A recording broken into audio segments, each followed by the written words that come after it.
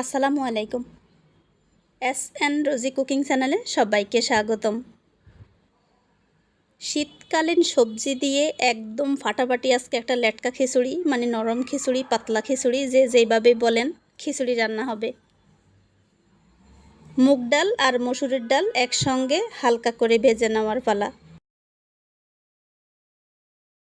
চাইলে কিন্তু একটা ডাল দিয়েও করা যায়, আমি দুটো ডাল দিয়েছি।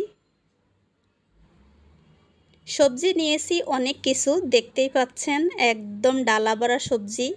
এখানে ছিল মিষ্টি কুমড়া, বাঁধাকপি, কাঁচা টমেটো, ফুলকপি, আলু, সিম, গাজর। চাইলে সবজি আরও বাড়িয়ে কমিয়ে নিতে পারেন। আমি কিন্তু এই কয়েকটা সবজি আমার বাসায় ছিল, এগুলো দিয়ে আজকে মজা করে খিচুড়ি রান্না হচ্ছে। সবগুলোকে কেটে সেটে পরিষ্কার করে এখন ক্লিন করার পালা।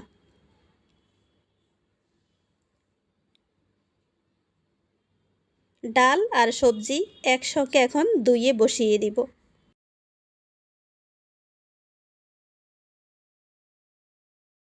শীতকাল আসলে এই সবজিগুলো অনেক সচরাচর পাওয়া যায়, সবসময় পাওয়া যায় না, এগুলো সিজনাল সবজি।